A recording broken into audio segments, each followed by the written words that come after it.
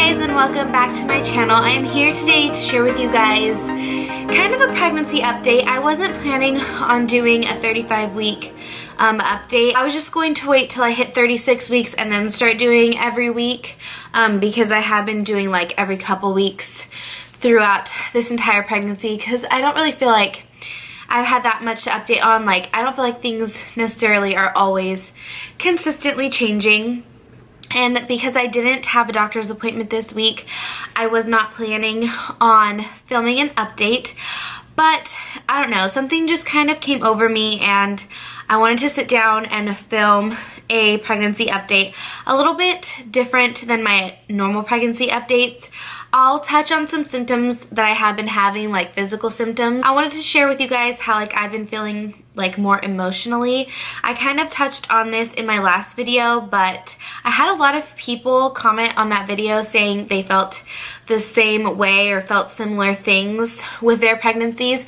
So I kind of wanted to go more in detail into my emotions with this pregnancy. As of today, I am 35 weeks and 3 days, I think. So I really only have 4 weeks left of this pregnancy. With my past pregnancies, with my first, I had an emergency C-section.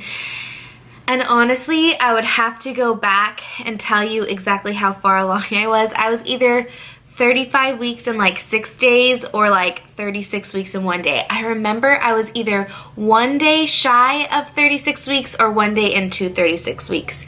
Either way, I was still a little bit early. I ended up having an emergency C-section. I think I've talked about this before, but if you guys are new to my channel, I ended up having an emergency C-section because I had a really, really bad case of pneumonia, to the point where it was putting her in distress. And if you guys have been pregnant before or have done your research before, if a baby's heart rate drops too low for long periods of time or is too high for long periods of time, you can risk brain damage or a multitude of other things, or you can even risk having a stillborn baby. My doctor decided to have a C-section when I was right at 36 weeks basically. So she was a little bit early, but with my second 2 pregnancies, I went up until 39 weeks and however many days I was when they did my C-section. So I think both times I was about 39 and a half weeks. So I wasn't really having my kids super duper early. I was only having them 3 or 4 days early, but I wasn't going overdue. I know some women go overdue and I could not even imagine how stressful and irritating that is, because you just get to this point where you're just done. With my second and third pregnancies, I was just done at 33 weeks, and I don't know if it was emotionally or physically or the period of life I was in. With my second pregnancy, I was in the middle of cosmetology school, and then with my third pregnancy, we had just moved. We moved when I was, I think, 36 weeks pregnant.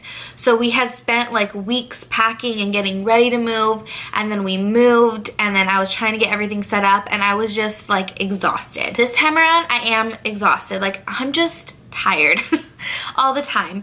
And it's not necessarily a tired where I want to go take a nap, because even if I wanted to, A, I have too many kids to do that, and B, my body just doesn't rest. I could try to take a nap and my legs will start acting up or my back will start hurting, and it's just not really possible. No matter how much sleep I get at night, I'm just exhausted. And I don't know if it's because it's my 4th pregnancy. I don't know if it's because I have 2 kids in school, and this week we actually started sports. So 1 night a week we have dance class, and then 2 nights a week we have soccer practice, and then starting in a week or 2 we're gonna have games on Saturdays. So that's 4 days out of the week that we are doing sports, on top of homework 4 to 5 days a week, and on top of just things that you have in your normal life, like doctor's appointments and kids' doctor's appointments and car appointments and all of the above. So I don't know if it's because it's my 4th or if it's because we're just super busy that I'm just mentally and my body is physically exhausted. My husband doesn't understand a lot of the time. I posted a picture on Instagram and when I hit like 30 days that I have left of this pregnancy, and I basically said like I'm super ready for fall, which I have a long sleeve shirt on because we have actually been in like the high 70s, low 80s, and it's still morning here, and I had an event at the kids' school this morning, so I was outside and it was actually really chilly, so I had to throw on a cardigan. But that was like a sidetracked note. But basically I was saying that I'm just super ready for fall and super ready to not be pregnant anymore. And he said that I was complaining, and I don't really understand that, but he kind of made a good point. Yeah, it kind of irritated me at the same time, if we're gonna be real. He basically said that there are some women who wish they could be pregnant and want to be pregnant and would be so happy to like get this far into their pregnancy and have healthy babies, and I'm over here complaining. And I didn't mean to sound complaining. Part of me still thinks I wasn't like complaining, if that makes any sense. I was just sharing my feelings of just being done, because making a baby and growing a baby is hard work. Like, it is very hard, and I know there are women who are not able to have babies. They see that I have a lot of kids and that I could be complaining in their eyes, and then I feel guilty for complaining. But at the same time, I wanted to come on here and say, like, we do a lot of work. Like, our bodies do so much work. We go through so many changes physically, mentally, emotionally. Like, we just go through so many changes having children, especially having multiple children, because your first time around pregnant, it's different. You can kind of focus on yourself, and if you're tired, you could take a nap. Or if you want to go get a pedicure because your feet are hurting, you can just go do that. But when you have other kids and you're married and you have a house that you have to run, you don't just get to focus on yourself. And I don't think a lot of people understand that unless you've been in their shoes. At the same time, as I was feeling guilty for complaining, my husband, he doesn't understand, and men will never understand. Husbands will never understand. Boyfriends, fiancés, significant others, they're never gonna understand because they've never been in your shoes. I've come to the conclusion that it's really hard in today's society to do anything right. Like, no matter what you do, it basically feels like you're doing it wrong, like someone is going to judge you. If you're honest and share your feelings, they say you're complaining. And if you don't share anything, they think you're not grateful. Like, it just, I don't know what it is about today's society, and like especially with like social media, but it's really hard to please everybody. The whole point of this video, I know that I have been rambling on and on about basically the same thing over and over again. I want everybody watching this to know that, like, A, you're not alone. We all go through our own struggles, whether it's physical, whether it's emotional, whether it's carrying a baby and being so tired, or not being able to carry your own child and wishing you could. We all go through like different struggles. And just because you are sharing your feelings, like I say, like, I'm just done, like I'm emotionally done, I'm just tired, it doesn't mean that you're wrong. The whole idea behind this video is just that whatever you're feeling, it's okay. Like, it's a time in our life that's going to pass. I think it's one thing if you're like sulking in it and like, oh, I'm so exhausted, like I'm not gonna take care of my other kids and I'm not gonna get out of bed.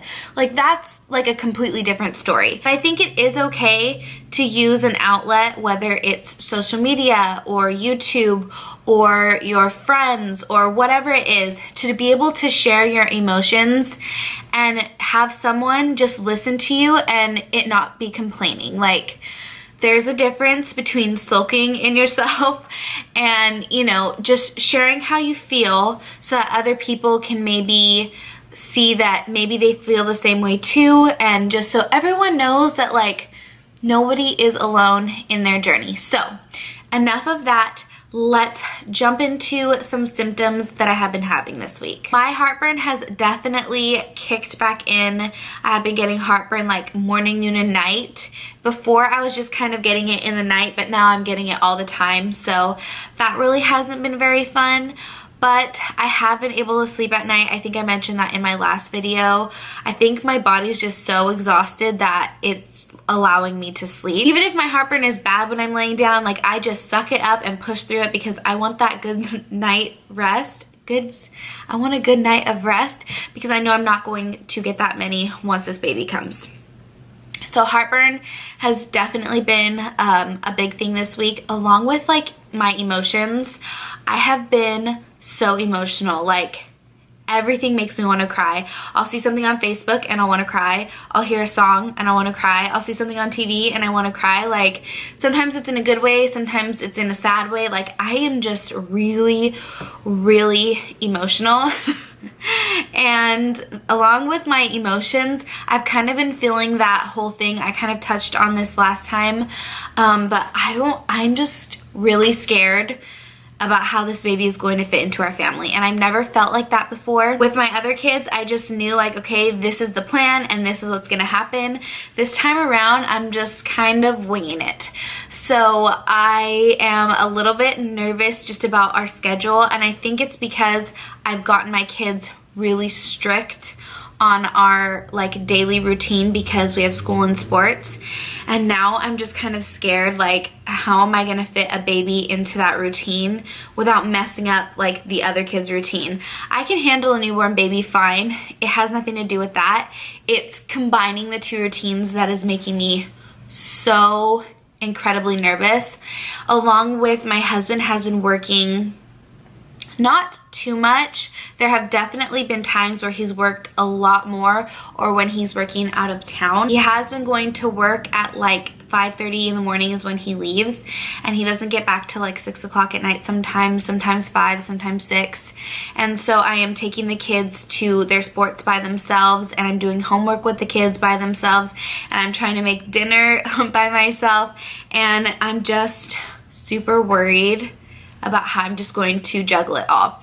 So I know there are women that have a lot more kids and they find a way to do it, and I'm sure once the baby comes I will figure out like a good routine for us. It's just I don't know what that routine is going to be, and that is what's stressing me out. I think those two are the biggest like symptoms that I've had this week, just being like emotional and overthinking and my heartburn. I didn't have a doctor's appointment like I said, so I can't really update on my weight, which I'm really trying hard not to think about that because, oh well, whatever I gain is whatever I gain. I definitely have noticed though that like my face is rounding out and my lips, like my lips are a little bit swollen. My hands have been swollen and my feet have been swollen, especially if I have too much salt. The other day I made stir fry for dinner, and there is a lot of sodium in like the sauce I use because I'm a lazy mom and I do like make everything from scratch, but I also use store-bought things, if that makes sense. Like I cooked the chicken, I cut all the vegetables up, like I used fresh ingredients, but I threw in a stir fry sauce. So I made it a little bit less healthy than I guess I could be doing, but there was a high amount of salt in there. So the next day after we had stir fry, like I really noticed like I was swelling a lot. So I have been making sure to drink a lot of water. I don't necessarily think I'm drinking a gallon a day because that's just too much water for me, but I have been buying the big gallons and I go through them in like not even a day and a half, 2 days. So I have been drinking a good amount of water. I haven't been exercising. I really haven't exercised this whole entire pregnancy because life, and I know there are some women who make it a priority, but I have too many kids to even focus on that. My priority is like school and getting them fed and getting them bathed. By the time I do all of that, I'm just exhausted. I feel good. I don't feel like I've gained too much weight. I gained more than I wanted to, like I said, but I don't feel like I've gained so much that I feel like disgusting, if that makes sense. Like I feel disgusted with it. I did feel like that with my second pregnancy because I gained so much weight and I just kept packing on the pounds. I'm really thinking that this whole pregnancy I'm probably going to gain 35 or 36 pounds. Like that's going to be my total weight gain. So we will see. I still have 4 weeks left to go. I went through a phase where my face was breaking out really, really bad because of my hormones.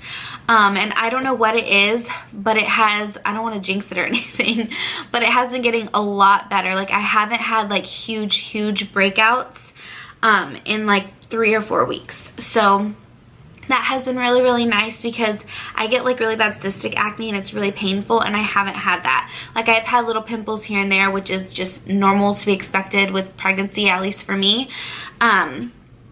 But my cystic acne has like cleared up, and that has been so nice. We do have our baby sprinkle coming up next week. It is nothing big. It's just gonna be, you know, our close family and friends, and we're gonna have a little champagne brunch, which obviously I'm not gonna be drinking the champagne, but everybody else will be able to. So I have that next weekend, so in about a week.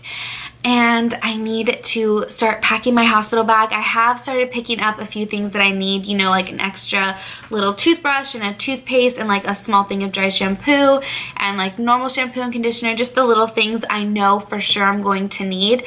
This time I'm not so much focused on clothes because I honestly stayed in my hospital gown like the first day that I had the baby, and that was because I didn't have Reagan until like 5 o'clock in the evening, so I didn't really have a choice. I had to stay in it that first night, and then they didn't let me shower until the next afternoon, so I couldn't really change or anything before then. And I had so much clothes that I didn't wear last time, so I'm really gonna like narrow down just a few like key things that I need. By the time this video does go up, I'm going to be going to my next doctor's appointment, and then I'm going to be having my baby sprinkle, and I'm only going to have like 2.5 weeks left of this pregnancy. By the time my baby sprinkle comes, I'm going to have like exactly 2.5 weeks. So that is just crazy to me. One thing we haven't done, which I have been trying to do since like 25 weeks, is take maternity pictures. So we need to get that done too. I just want to take some of me and my husband. We are going to be hiring a photographer to be taking pictures like after the baby's born. Why would I spend the money to take those pictures like professionally, knowing that one member of our family is missing? I mean, technically they're in my belly, but I want these pictures to hang up and to like have for life, and so I would feel like super bad excluding him. So we're just going to get pictures done right after the baby's born, and I'm super excited for that. So I can't believe that I have less than 30 days left of this pregnancy. I think right now I'm down to like 26 days. Like, that is just crazy to me. And it's crazy that I feel like I have been pregnant for such a long time. Like 9 months is a really long time. Like it is. When I look back, I'm like 9 months ago, like we found out in February and we're in September now. Like that seems like such a long time ago. Yet it also feels like I just blinked and bam, we're here. Like it's like a crazy mixture of feelings. That time can go so fast yet so slow at the same time. I'm going to quit rambling because this video is super random and super duper all over the place, but I just wanted to sit down and film because I was just feeling it today, you guys. So I will show you guys my 35.5 week belly, and I will be right back. So here is the belly at 35.5 weeks. Like my pants are getting so tight, nothing's fitting right anymore, but you can really tell when I have like a tight shirt on and then my pants, like just how low he is. Like he's super low and super ready to come out. Also, another symptom I've been having is he's been getting the hiccups all the time. I didn't really notice it up until about 2 weeks ago, but the last couple weeks he's had hiccups like every day, a couple times a day, like, and I can really feel him, and I think it's because he's super duper low. Thank you guys so much for sticking with me through this video. I'm sure it's gonna be long and like all over the place, but I just wanted to share exactly how I've been feeling because this is my last pregnancy and I'm never going to experience it again. If you guys have missed any of my past pregnancy updates, they will be linked up above as well as down below. P.S. This baby still doesn't have a name. I get asked that question all the time. He still doesn't have a name. So he's probably not going to have a name till we have to leave the hospital. Just wanted to throw that out there because somebody asked me in my last video if he had a name and he does not. So enough with my rambling. I will see you guys in my next video. Bye, guys.